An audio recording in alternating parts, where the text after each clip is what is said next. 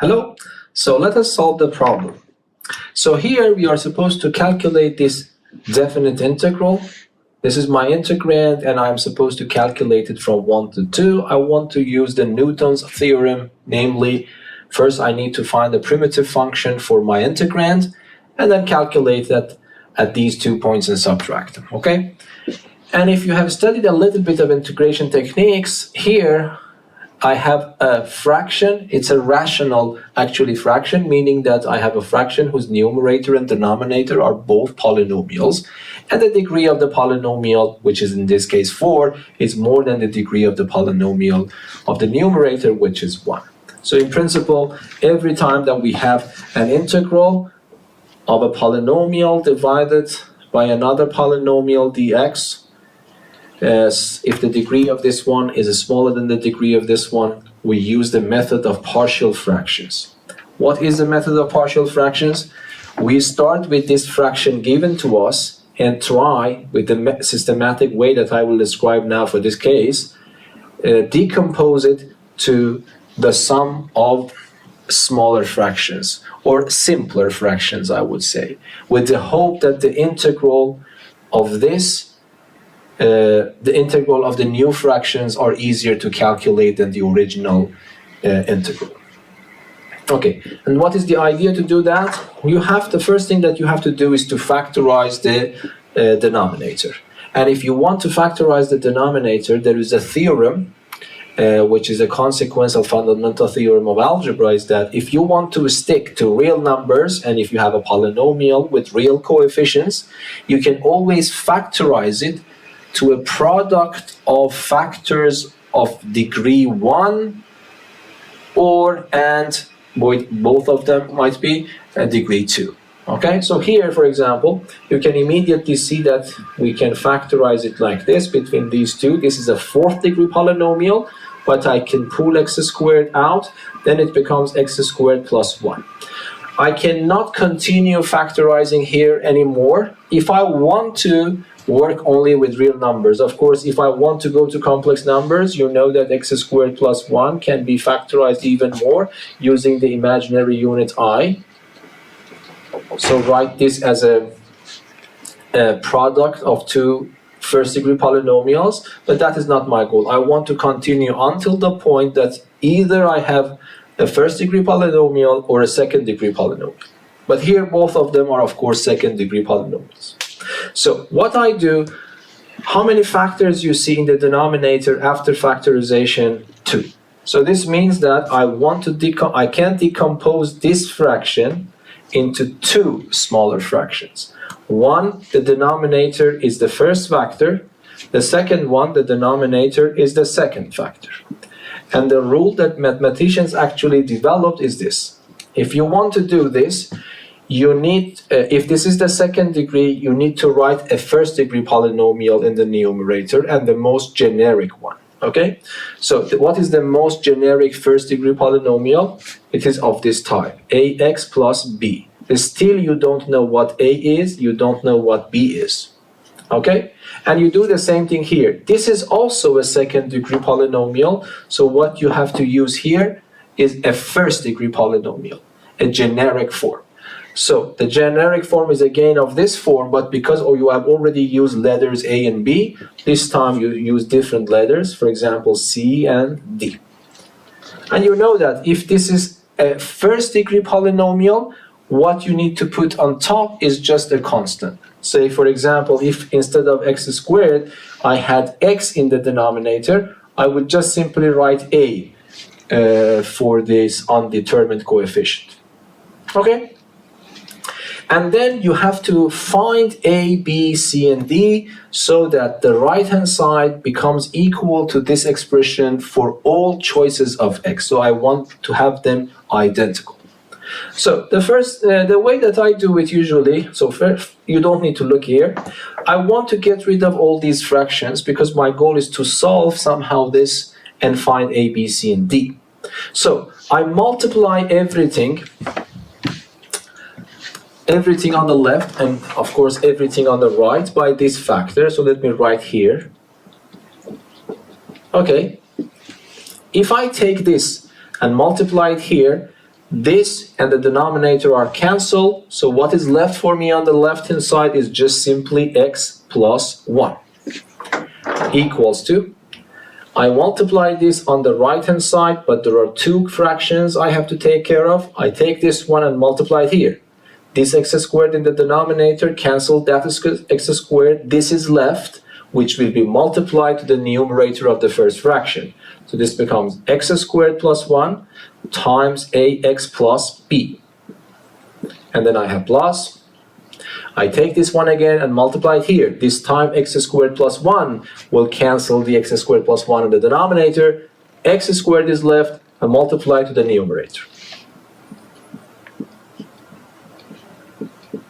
The next step is to keep the left-hand side as it is, but you start expanding the right-hand side.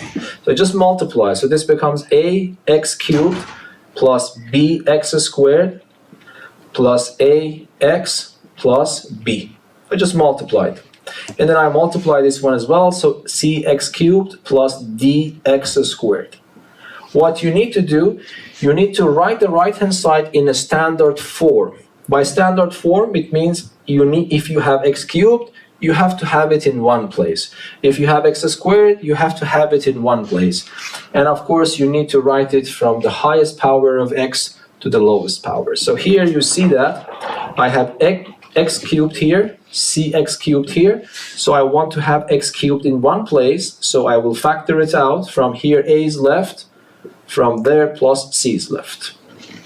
So this is my x squared, x cubed, and this is its coefficient. Okay, and then you see that I have a quadratic term here, another quadratic term here. I will do the same thing. So I factor x squared. From this one, b is left. From that one, plus d is left. And then if you see, I have ax alone, b is also alone. So I just write them. Okay? So if I ask you what you get, what did you get? You get the third degree polynomial with these coefficients. But you want to make it identical with this polynomial, which is of first degree. So this means that this is not possible unless a plus c is 0. Yes, this should be 0 because there are no x cubic term here. B plus d should also be 0 because there is no quadratic term here. And the first degree term has coefficient a, but the first degree term has coefficient 1. So a should be 1, and b should also be 1. Okay, so in principle, I get a system of equations. So let me write it here. I have a plus c is 0. I have b plus d is 0. And then, of course, I have a equals to 1 and b is equal to 1. A is 1, so from here, c is negative 1. B plus d is 0, b is 1, so d is also negative 1. So now what I do, I will start from here, x plus 1 over x to the fourth plus x to the power of 2 is equal to this expression, but for these values of a up to d. So instead of a and b, I put 1 and 1, so this becomes x plus 1.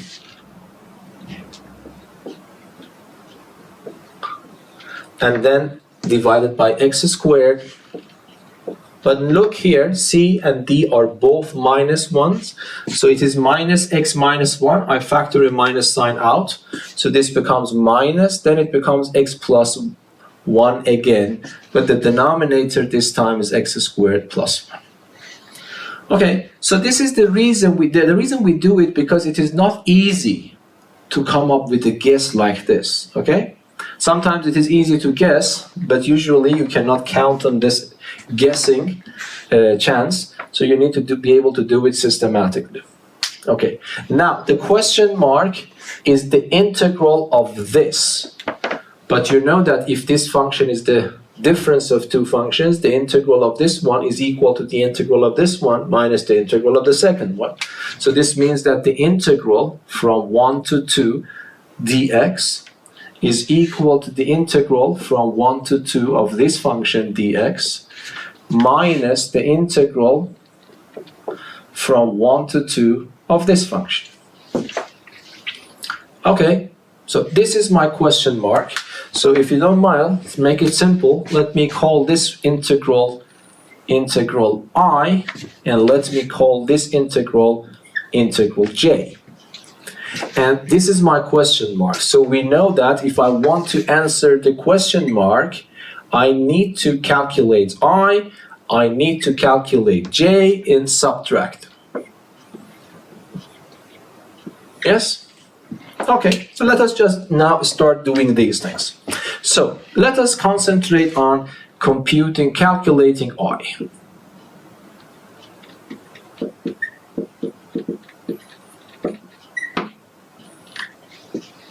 Okay, so I is equal to, here I have x plus 1 over x squared. By the way, this is a high school problem, so you can immediately do that by dividing them separately. X over x squared, so let me write it like this, integral from 1 to 2, I divide x over x squared, which becomes 1 over x if I simplify x, plus 1 over x. Be careful, you are not allowed to simplify this x by that x.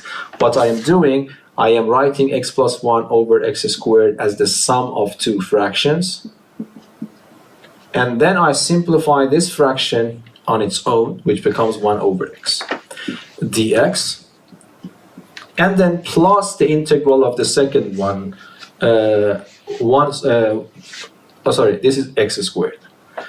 X over x squared plus 1 over x squared. So this and that are cancelled. I am left with 1 over x, but there's another 1 over x squared there.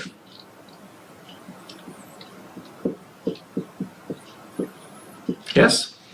But this is a very famous integral, that is ln of absolute value of x.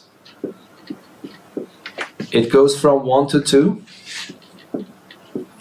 plus, this is also a famous integral, so 1 over x squared can be written as x to the power of minus 2, and then if you want to find a primitive function, so you write x to the power of minus 2 plus 1 divided by minus 2 plus 1, which is just minus 1 over x.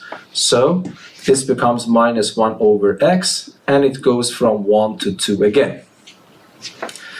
If I calculate this, I replace x with 2, ln of 2 minus ln of 1. But ln of 1 is 0, so I just get ln of 2.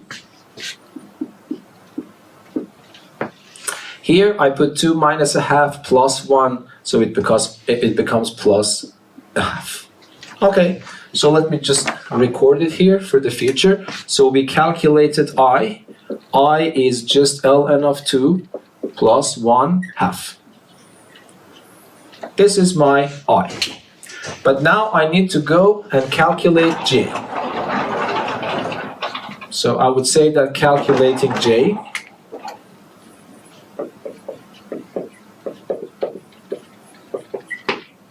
so how should I calculate j? So let me write j. This is my j, remember?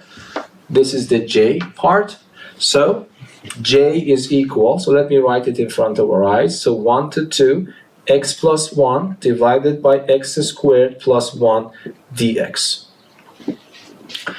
I also decompose this, so I would say that integral from 1 to 2, I take x and then divide it by the denominator, yes, dx, and then plus, I divide 1 over this one.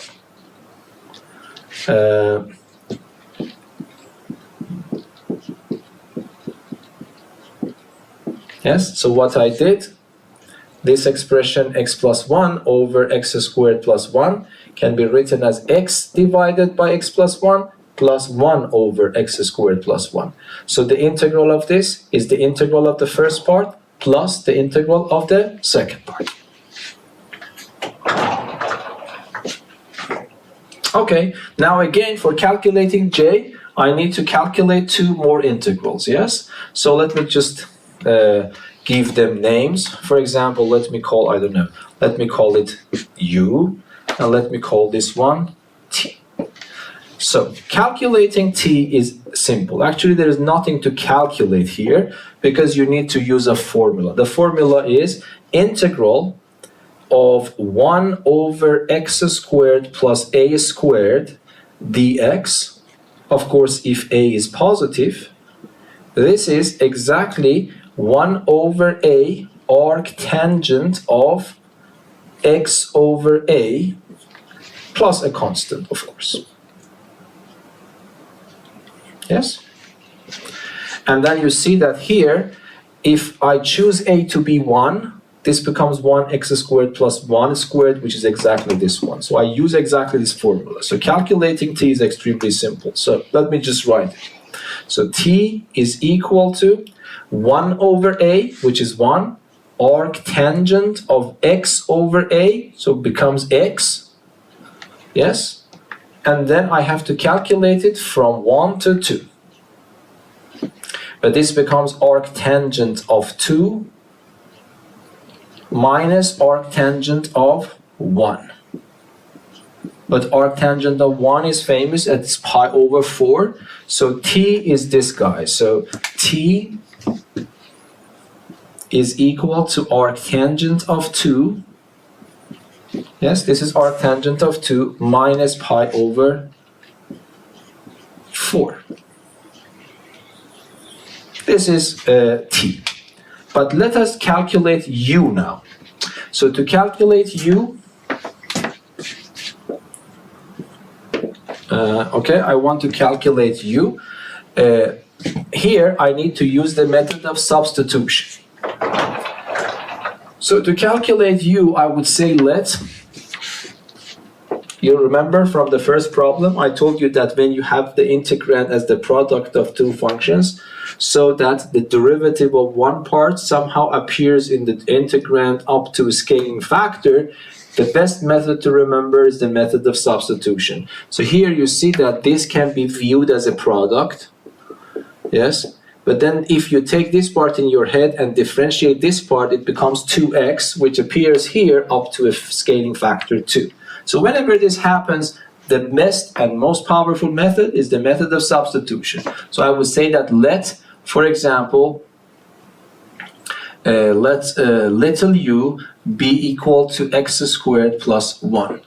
Then what happens? Du becomes 2x dx. I differentiate it, it becomes 2x multiplied by dx. But if you look here, I need this combination in u. This is x times dx. So I divide everything by 2 here to get x dx in terms of u. So x dx is 1/2 du. And the second thing is after substitution, I have to take care of the new limits of this. So here x goes from 1 to 2. This would then imply that u goes from, if x is 1, put x equals to 1, here u becomes 2. If x is 2, put it there, it becomes 5, so u is 5. Okay, so the integral u is actually equal to the integral. Instead of writing from 1 to 2, I write from 2 to 5. Instead of x dx, I put 1/2 du. And instead of x squared plus 1, I put u. Okay, 1/2 goes out. Ln integral of 1 over u is just ln of absolute value u calculated between these two limits.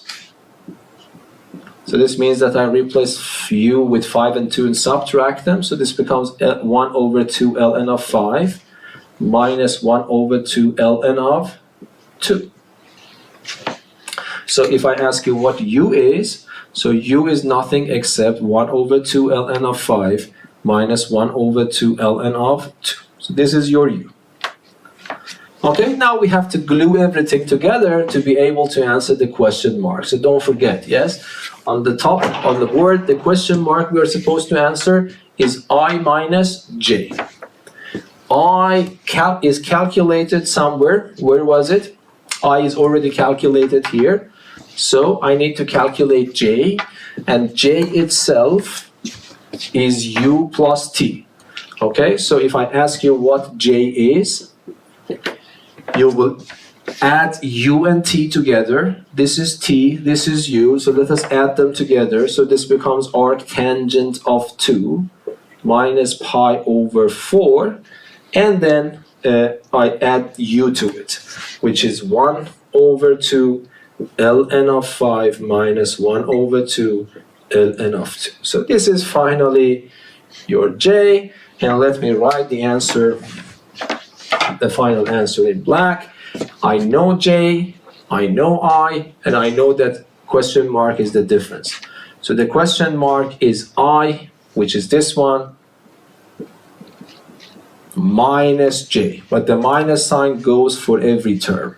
So it becomes minus arctan of 2 plus pi over 4 minus 1/2 ln of 5 plus 1/2 ln of 2.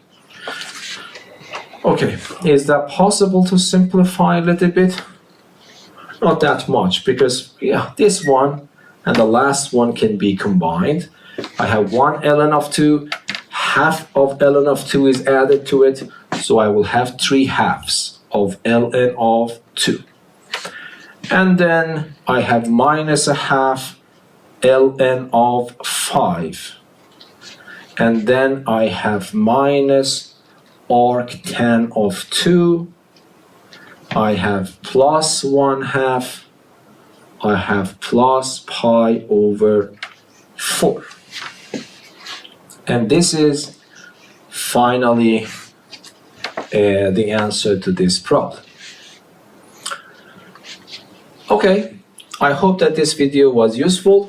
Until the next video, be safe and goodbye. Thank you.